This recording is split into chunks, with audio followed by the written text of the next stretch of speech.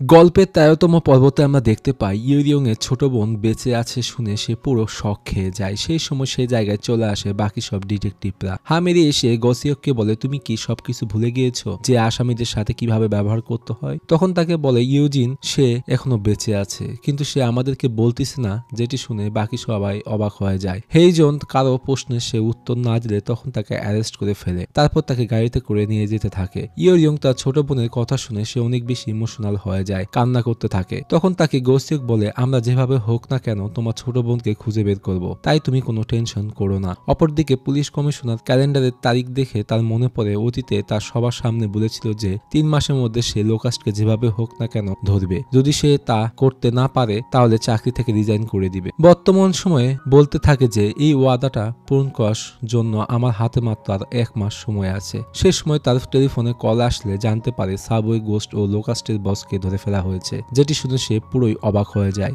এপাশে হেইজনকে অ্যারেস্ট করে হেডকোয়ার্টারে নিয়ে আসার সময় বাকি সব ডিটেকটিভরা তাকে দেখে অনেক বেশি অবাক হয়ে যায়। সবাই বলতে থাকে এই সেই সাবওয়ে গোস্ট। সবাই অনেক বেশি আশ্চর্য হয়ে যায়। সেখানে থাকা অন্য ডিটেকটিভরা হেইজনকে দেখে বলে, এটাই সেই সাবওয়ে গোস্ট যে আমাদের জীবন পুরো নরক করে দিয়েছে। তাকে ধরার জন্য আমরা কত কিছু না করেছি। হেইজন সে আশেপাশে সবকিছু দেখতে থাকে। ভিকটিমদের ছবির দিকে সে রাগান্বিত ভাবে তাকিয়ে থাকলে অন্য ডিটেকটিভ বলে, এইভাবে তুই কি দেখতেছিস? সেই সময় পুলিশ কমিশনার দৌড়ে সেখানে চলে আসে। আসামিকে দেখে সে পুরো অবাক হয়ে যায়। হামেরি কমিশনারকে বলে, ম্যাম আমরা কিছুক্ষণের মধ্যে তাকে নিয়ে ইন্ট্রোগেট শুরু করব। তারপর বাকি ডিটেকটিভরা তাকে সেখান থেকে নিয়ে চলে যায়। তারপর কমিশনার ইউরিয়ংকে বলে, তুমি সত্যি কাজটি করে দেখিয়েছো, ১ সপ্তাহের মধ্যেই তুমি সম্পন্ন করেছো। ইউরিয়ং কমিশনারকে বলে, এটা তো মাত্র শুরু হয়েছে, আমি যেভাবে হোক না কেন তার মুখ থেকে সব সত্যি কথা বের করব। তারপর কমিশনার গসিয়ককে বলে, তুমি হামেরির সাথে ইন্ট্রোগেট করবে আসামির, যেটি শুনে সে পুরোই শক খেয়ে যায়। হামেরি তখন বলে, জেনারেল ইনভেস্টিগেশন টিম শুধু তার ইন্ট্রোগেট করবে। কমিশনার রেগে বলে, গসিয়ক শুরু থেকে শেষ পর্যন্ত এই কেস সম্পর্কে সে সবকিছু জানে। তাকে যদি আমরা হারাতে চাই তাহলে এমন অফিসার প্রয়োজন যে সবকিছু কেস সম্পর্কে জানে। এখন থেকে তুমি সাবওয়ে পুলিশ স্টেশনে আবার জয়েন করবে, আর কেস সলভ না হওয়া পর্যন্ত তুমি পুরো সাপোর্ট করবে। তারপর জেনারেল ইনভেস্টিগেশন টিম ও সাবওয়ে টিম তারা ইন্ট্রোগেট করতে গেলে হেইজন টেবিলে থাকা ইউজিনের চেইনটি সে হাতে নিয়ে তার দিকে শুধু তাকিয়ে থাকে আর বলে, তোমরা জানতে চাও তার সাথে কি হয়েছিল? গসিয়ক হেইজনকে বলে, আমি জানতে চাই তোমার সাথে কি হয়েছিল। আমি জানি তোমার সাথে খারাপ কোনো কিছু একটা হয়েছে, তাই সব সত্যি কথা আমাদেরকে সবকিছু বলে দাও। হেইজন তার দিকে তাকিয়ে হাসতে থাকে। অনেক কিছু আছে, কোথায় থেকে আমি শুরু করব? তাই চলো প্রথমে সেই ডিটেকটিভের বোনের ব্যাপারে কথা বলে। এখনো তার কথা আমার মনে আছে। আমার টানেলে অনেক বেশি পছন্দ।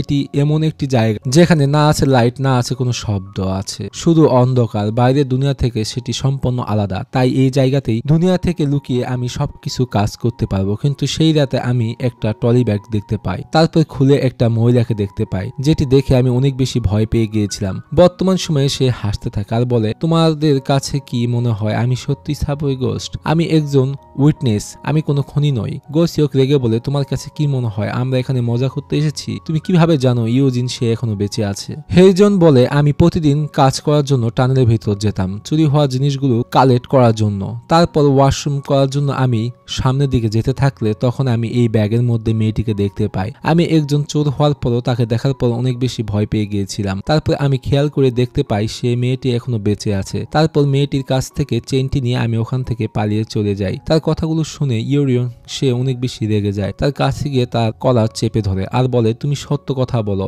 আমাদেরকে, তুমি তাকে মেরে ফেলেছো বলে সে পাগলামি করতে থাকে। সেই সময় গসিয়ক তাকে গিয়ে আটকায়। ইউরিয়ন তাকে জিজ্ঞেস করে, তাহলে কেন তুমি আমার বাসার সামনে এসেছিলে? হেইজন বলে, তোমরা আমাদেরকে সাবওয়ে গোস্টের নামে ফাঁসাচ্ছিলে, এই জন্য আমি ইনভেস্টিগেশন করার জন্য ওখানে গিয়েছিলাম। তারপর আমি জানতে পারি যে তুমি সেই মেয়েটি না যাকে আমি টানেলের মধ্যে দেখেছিলাম ট্রলি ব্যাগের মধ্যে। আমি ভেবেছিলাম তোমার জন্য এই চেনটি রেখে আসবো। ইউরিয়ং রেগে তাকে পুরো মেরে ফেলতে চায় আর বলে, তুই আমার বোনকে মেরে ফেলেছিস, আর অনেক বেশি কান্না করতে থাকে আর বলে, আমার ছোট বোন সত্যি কি সে নিঃশ্বাস নিতে পারতেছিল? তখন সে বলে, হ্যাঁ তার নিঃশ্বাস চলতেছিল। তাদের এইসব সিন দেখে হামেরি সে অনেক বেশি রেগে যায় আর বলে ইন্ট্রোগেট রুম থেকে বের হয়ে চলে যাওয়ার জন্য। ইউরিয়ং বাইরে চলে গেলে গসিয়ক বলে, তুমি সত্যটি আমাকে বলো। হেইজন বলে, সুটকেসটি গর্ডং ম্যান হিয়ংসু সেই মেয়েটিকে দেখেনি, কিন্তু তারা সেখানেই ছিল, সুটকেসটি দেখেছিল, আর আমি তাদেরকে বলেছিলাম এই চেইনটি আমি কোথায় পেয়েছিলাম। তাদেরকে গিয়ে তুমি জিজ্ঞেস করতে পারো। তারপর তাদেরকে জিজ্ঞেস করতে সে চলে যায়। গসিয়ক তাদের দুজনকে চেইন চেইনটি দেখালে হিয়ংসু বলে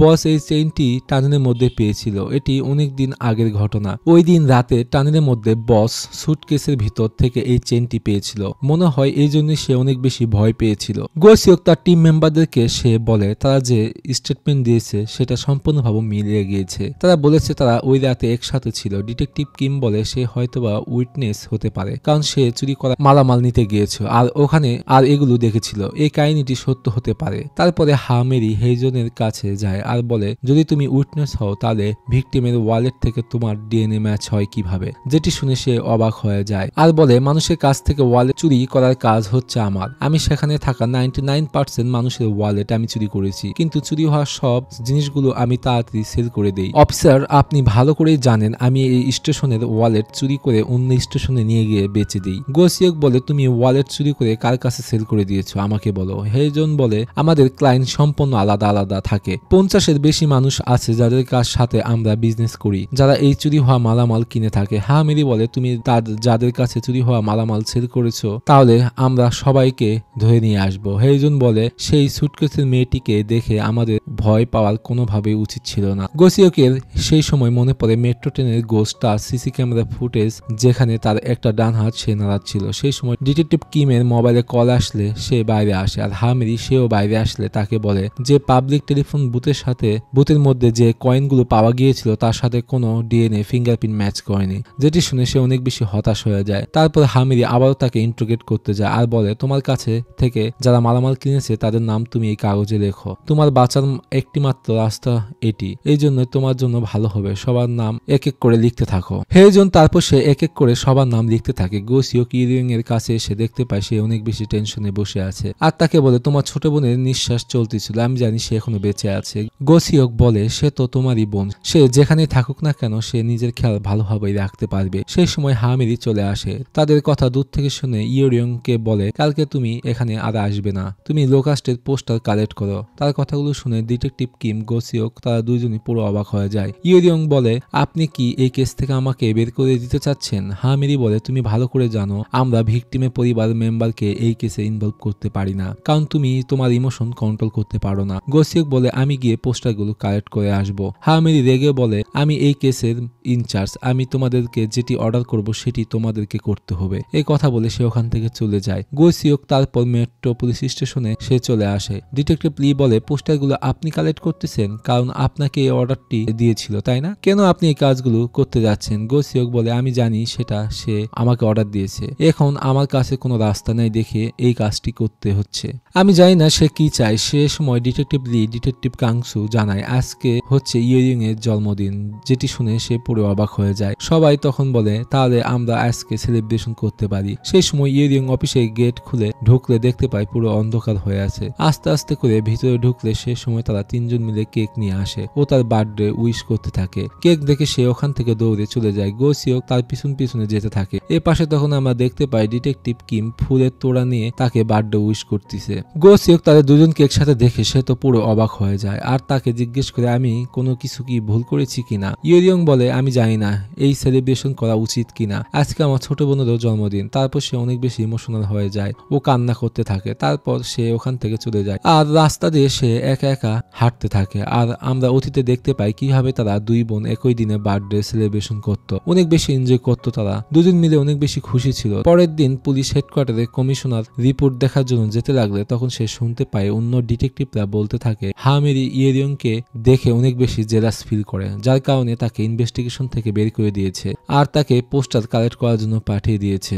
একজন ভালো মেয়ের সাথে এই ধরনের কাজটি করা তার মোটেও উচিত হয়নি। আর তারা হাসতে থাকে, যেটি কমিশনারের শুনে মন অনেক বেশি খারাপ হয়ে যায়। তারপর কমিশনার হামেরিকে তার অফিসে ডেকে নেয় আর তাকে বলে তুমি কনস্টেবল ইয়োরিয়ংকে কেন কেস থেকে বের করে দিয়েছো? হামেরি বলে কারণ সে তার পার্সোনাল ইমোশনাল কন্ট্রোল করতে পারতেছে না, এই জন্য। কমিশনার বলে তোমার যদি বিবেক বুদ্ধি থাকতো তাহলে কখনোই তুমি এই ধরনের কাজ করতে পারতে না। তুমি তো ভালো করেই জানো সে শুধু তার বোনকে খুঁজে পেতে চায়। আমি জানি না তুমি কেন এই ডিসিশনটি নিয়েছো। তখন সে বলে আমি ডিসিশনটি নিয়েছি যেন ইনভেস্টিগেশনে কোনো প্রবলেম না হয়। কমিশনার বলে আমি জানি তুমি তোমার কাজ বেশ বেস্ট এবং তুমি ভালো কাজ করতেছো। তোমার সেই সব মানুষকে সহযোগিতা করা উচিত যারা কষ্টের মধ্যে আছে। হামেরি তার কথাগুলো শুনে সে অনেক বেশি ইমোশনাল হয়ে যায়, বলে আমি কি সত্যি বেস্ট? এখন কেন আপনি এসব কথা বলতেছেন? ইয়েরিয়ংকে দেখে আপনার অনেক বেশি খারাপ লাগে আর তাকে নিয়ে আপনি গর্ব করেন। আমাকে দেখে কি আপনার কোনো কিছু মনে হয় না? মা, আপনি সব সময় আমাকে নিচু দেখানোর জন্য চেষ্টা করেন। ছোটবেলা থেকে আমার কোনো কাজই আপনার পছন্দ ছিল না। আপনি যদি আমাকে একবার বলতেন যে তুমি অনেক ভালো কাজ করেছো, তাহলে আমার কতই না ভালো লাগতো। এ কথা বলে সে কান্না করতে করতে চলে যায়। অফিসের বাইরে এসে গাড়িতে বসে থেকে সে অনেক বেশি কান্নায় ভেঙে পড়ে। সেই সময় গোসিওক অফিসে যেতে লাগলে দেখতে পায় গাড়িতে বসে সে কান্না করতেছে। হামেরিকে তারপর তাকে বলতে চেয়েও সে কোনো কিছু বলতে পারে না। তারপর সে ওখান থেকে চলে যায় কমিশনারের কাছে। সেখানে গেলে তাকে বসতে বলে। গোসিওক বলে হামেরি সে অনেক বেশি কান্না করতেছিল। তখন তাকে বলে তুমি কি তার সাথে কথা বলেছ? গোসিওক বলে সবকিছুর জন্য দায়ী আমি, কারণ জীবন চলার পথে সবারই একজন পার্টনারের প্রয়োজন হয় যে সব সময় তার প্রশংসা করবে, আর হামেরির জন্য সেই মানুষটি আমি ছিলাম। এখন আমি তার জীবনে নেই। আর ম্যাম, এখন আপনি সেই মানুষটি তার কাছে হতে পারেন যে তাকে ভালোভাবে বুঝতে পারে, তাকে ভালোবাসতে পারে ও তার পাশে থাকতে পারে সব সময়। তারপর আমরা দেখতে পাই চয়মেরার ফিনালে সবাই আসে লাস্টবারের মতো তাকে দেখতে। সবাই মিলে তাকে সম্মান জানিয়ে একসাথে টেবিলে দুই ইনভেস্টিগেশন টিমের সদস্যরা বসে থাকে। চয়মেরার মা বাবা তাকে নিয়ে কান্নাকাটি করলে সবার তখন অনেক বেশি মন খারাপ হয়ে যায়। ইয়েরিয়ং সে ওখান থেকে বেশি ইমোশনাল হয়ে চলে যায়। তারপর সে একা একা হেঁটে যেতে থাকলে গোসিওক সেও তার সাথে যেতে থাকে। অপরদিকে ডিটেকটিভ কাংসু খাবার খেতে থাকলে সে সময় চয়মেরা বাবা তার কাছে এসে বসে আর তাদেরকে ধন্যবাদ দেয় এখানে আসার জন্য। ডিটেকটিভ লি তাকে জিজ্ঞেস করে কেন সে পুলিশের চাকরি ছেড়ে দিয়েছিল। তার বাবা কোনো কিছু বলতে পারে না আর তার বাবা বলে আমার মেয়ে সে একজন সিক্রেট ফটোগ্রাফারকে অ্যারেস্ট করেছিল। চয়মেরা সেই ফটোগ্রাফারকে বলে তুমি বিনা পারমিশনে কোনো ছবি তুলতে পারো না। তার মোবাইলে চেক করতে গেলে দেখতে পাই সে সম্পূর্ণ ছবিটি ডিলিট করে দিয়েছে। উল্টো তাকে বলে তুমি আমাকে প্রমাণ ছাড়া অ্যারেস্ট করতে পারো না। তাকে ভয় দেখাতে থাকে। আরো তাকে বলে আমার বাবা একজন জাজ, এখন আমি জানি না তোমার সাথে আমি কিভাবে ডিল করব। এখন আমার উচিত তোমার উপর কেস করা। তারপর হেঁটে গেলে তাকে ক্ষমা চাইতে বলে এবং সেভাবে সে ক্ষমা চায়, যেটি তার জন্য অনেক বেশি লজ্জাজনক ছিল। প্রমাণের অভাবে তাকে অ্যারেস্ট করতে পারে না। তার বাবা বলে সেই ছেলেটি সবার সামনে আমার মেয়েকে অনেক বেশি অপমান করেছিল। সেই সময় অফিসার লি সে অনেক বেশি টেনশনে পড়ে যায়। তার কাছে তার কিছু একটা মনে পড়ে। সে ওখান থেকে উঠে চলে যায়। তারপর সে পুলিশ স্টেশনে গিয়ে গোসিওককে বলে আমি 2 বছর ধরে একটা কথা কাউকে বলিনি, কারণ এই কথাটা অনেক লজ্জাজনক ছিল আমার কাছে, কিন্তু আজকে আমি আপনাদেরকে বলতেছি। এটি 2 বছর আগের ঘটনা, যেখানে সেই ওই সিক্রেট ফটোগ্রাফারের কাছে যায় আর তাকে আইডি কার্ড দেখে বলে আমি তোমাকে অ্যারেস্ট করতে যাচ্ছি পারমিশন ছাড়া ছবি নেওয়ার জন্য। চয়মেরার মতো একই ঘটনা তার সাথে ঘটে। সেও মোবাইলে চেক করলে কোনো ছবি পায় না, যার কারণে একই মতো তাকে হেঁটু গেড়ে বসে থেকে তার কাছে ক্ষমা চাইতে হয়, যেটি তার জন্য অনেক বেশি লজ্জাজনক ছিল। আর ওই ছেলেটি পাগলের মতো এইসব দেখে হাসতে থাকে, কারণ সে এটি করে অনেক বেশি মজা পাচ্ছিল। অফিসার লি বলে চয়মেরা সে তখন আমাকে ওখানে দেখে ফেলেছিল ক্ষমা চাওয়া অবস্থায়। ইয়েরিয়ং বলে তাহলে এই জন্য সে তার চাকরি থেকে রিজাইন করে দিয়েছিল। চয়মেরা সে চাকরি ছাড়ার জন্য আপনার কাহিনী নিজের বলে চালিয়ে দিয়েছিল কেন? আসলে এই ঘটনাটি শুধু অফিসার লি সাথেই ঘটেছিল। অফিসার লি বলে সে কেন চাকরি ছেড়ে দিয়েছে সেটা আমাদেরকে জানতে হবে, পিছনে নিশ্চয়ই কোনো একটা কারণ আছে। গোসিওক বলে তুমি ঠিক বলেছ, সে যখন চাকরি ছেড়ে দেওয়ার কথা বলেছিল তখন তার বাবা মা অবশ্যই তাকে প্রশ্ন করেছিল কেন সে চাকরি ছেড়ে দিবে। সে তার ফ্যামিলিকে মিথ্যা একটা তথ্য দিয়ে চাকরি থেকে রিজাইন করেছিল, কারণ সত্য ঘটনা সে তার বাবা মাকে বলতে পারেনি। এই জন্যই তো সে তোমার লাইফের শকিং দুর্ঘটনাটি সে তার বাবা মাকে নিজের বলে চালিয়ে দিয়েছিল। ইয়েরিয়ং বুঝতে পারে নিশ্চয়ই তার সাথে কোনো একটা দুর্ঘটনা ঘটেছিল। সেই সময় অফিসার লি বলে আমি একজনকে চিনি, সে তার পার্টনার ছিল ওই সময়। তারপর সেই অফিসারকে ফোন দেয়, তাকে রিকোয়েস্ট করে তাদের অফিসে আসার জন্য। এ পাশে ডিটেকটিভ কিম লোকাস ড্রাইনের কাছ থেকে পেয়ে যায় কার কাছে তারা চুরি হওয়া মালামালগুলো বিক্রয় করে দিত। তোমরা কারো নাম তো আবার বাদ দাওনি তো? তারা সবাই বলে আমরা কারো নাম বাদ দেইনি। হিয়ংসু একজনের নাম লুকালে সেটা সে কাগজে আবার লিখে দেয়। তখন ডিটেকটিভ কিম দেখে বুঝতে পারে এটি একটি হসপিটালের নাম লেখা আছে। তারপর তাকে জিজ্ঞেস করলে সে বলে আমরা শুধু চুরি হওয়া মালামাল হসপিটালের ঠিকানায় দিতাম। তারপর সেই কাগজটি নিয়ে হামেরির কাছে যায়। একজন ব্যক্তির কাছে মেন্টাল হসপিটালে চুরি হওয়া মালামাল পাঠানো হয়। সেই ব্যক্তি নিজের পরিচয়টি সম্পূর্ণ গোপন রেখেছে। তার ব্যাংক অ্যাকাউন্টগুলো সম্পূর্ণ ইললিগাল, যেটি শুনে সে অনেক বেশি অবাক হয়ে যায়। তারপর সবাই মেন্টাল হসপিটালের দিকে বের হয়ে যায় সেই ব্যক্তিকে খুঁজে বের করার জন্য। হামেরি হসপিটালে দেখে বুঝতে পারে এখানে তো গোসিওকের মা অ্যাডমিট আছে। তারপর হসপিটাল স্টাফের কাছে গিয়ে বলে 206 নম্বর রুমের ডকুমেন্ট হিস্ট্রি চেক করার কথা। তারপর তাদেরকে ফাইলটি সে দিয়ে দেয়। সেখানে শুধু একজন ডক্টরের ইনফরমেশন পায়। অপরদিকে ক্যামেরা কেন সে চাকরি থেকে রিজাইন করেছে তার পার্টনার সে নিজেও বলতে পারে না। ইয়েরিয়ং তার কাছে রিকোয়েস্ট করে এমন কোনো কেস আছে যে কেসে পরে সে চাকরি ছেড়ে চলে গিয়েছিল। সেই অফিসার তখন বলে অনেক বছর আগে একটা কেস আমাদের কাছে এসেছিল, সেই কেস অন্য ডিপার্টমেন্ট অফিসাররা হ্যান্ডেল করেছিল, যার কারণে আমাদের কাছে তেমন কোনো ইনফরমেশন নেই। এই কেসে 3 বছর আগের ঘটনা যেখানে একটি ছেলে একটি মেয়েকে ধাক্কা মেরে ফেলে দিয়েছিল। এই পাশে বাকি ডিটেকটিভরা একজন পেশেন্টের সাথে তারা দেখা করতে আসে। তারা দেখে সে পুরো পাগল হয়ে গিয়েছে, একা কথা বলতেছে। ডিটেকটিভ কিম বলে ম্যাম তার হাতে কোনো ধরনের সমস্যা নেই, আসলে তারা গোস্টকে খুঁজে বের করার চেষ্টা করতেছে। যার ডান হাতে সমস্যা ছিল হামেরি তার সাথে কথা বলতে চাইলে সে নিজের মতো করে পাগলের মতো কথা বলতে থাকে। হসপিটালের স্টাফ তাকে বলে তার কোনো ফ্যামিলি মেম্বার নেই, এভাবে তাকে যদি আমরা বাইরে রেখে দিই তাহলে অনেক মানুষের ক্ষতি করে দিবে, যার কারণে আমরা এখানেই তাকে রেখেছি। আমি শুনেছি কয়েক বছর ধরে সে বাইরে কোথাও যায়নি। হামেরি তখন তাকে একটা ড্রিঙ্ক খেতে দেয়। হসপিটালের বাইরে এসে সেই ড্রিঙ্কের ক্যানকে ফিঙ্গারপ্রিন্ট স্ক্যান করতে বলে আর বলে ফোন ভূতের ফিঙ্গারপ্রিন্টের সাথে ম্যাচ করে কিনা তুমি দেখো। সবাইকে আদেশ করে সিসি ক্যামেরা ফুটেজগুলো ভালোভাবে চেক করার জন্য। পার্সেল কার কাছে ডেলিভারি হয়েছে সেটা আমাদেরকে যেভাবে হোক খুঁজে বের করতে হবে। তারপর সবাই যার যার কাজে লেগে পড়ে। সেই সময় হামেরি দেখতে পায় গোসিওকের মা একা সে ফুলের সাথে খেলা করতেছে। তারপর সে তার কাছে যায়, তাকে দেখে সে কোনোভাবেই চিনতে পারে না। তারপর সে ওখান থেকে মন খারাপ করে চলে আসে। সেই সময় সেই জায়গায় গোসিওকের মায়ের কাছে আসে নার্স চাইহি। এ পাশে অফিসার তাদেরকে বলে যে 5-7 বছরের মেয়েকে সে ধাক্কা মেরে দিয়েছিল। ইয়েরিয়ং তখন মনে পড়ে টানিনের মধ্যে 5 থেকে 7 বছরের বাচ্চা সেই কাপড়টি তারা পেয়েছিল। তখন সবাইকে বলে যে বক্সের মধ্যে আমরা কাপড়টি পেয়েছিলাম সেটি হয়তোবা ওই মেয়েটির হতে পারে। যেটি শুনে সবাই অনেক বেশি অবাক হয়ে যায়। ইয়েরিয়ং সবাইকে বলে যে ব্যক্তি মেয়েটিকে ধাক্কা মেরেছিল তাকে আমাদেরকে যেভাবে হোক খুঁজে বের করতে হবে। তারপর সবাই কাজে লেগে পড়ে। তখন গোসিওক বলে জেনারেল ইনভেস্টিগেশনের কাছে সেই ব্যক্তি তথ্য রয়েছে। হামেরি তার টিমকে বলে সাবওয়ে টিমের কাছে সম্পূর্ণ তথ্য আছে। তারা সবাই একটা মিটিং এ বসে। হামেরি তখন বলে যে মেয়েটিকে ধাক্কা মেরে ফেলে দিয়ে মারা হয়েছিল সেই ব্যক্তিটি আর কেউ নয় যে মেন্টাল হসপিটালে আছে। গোসিওক বলে এই কেস সম্পর্কে আমরা সব জায়গায় খুঁজেছি কিন্তু পুলিশ পোর্টাল থেকে সবকিছু ডিলিট করে দেওয়া হয়েছে। সেই সময় অন্য ডিটেকটিভ হসপিটালে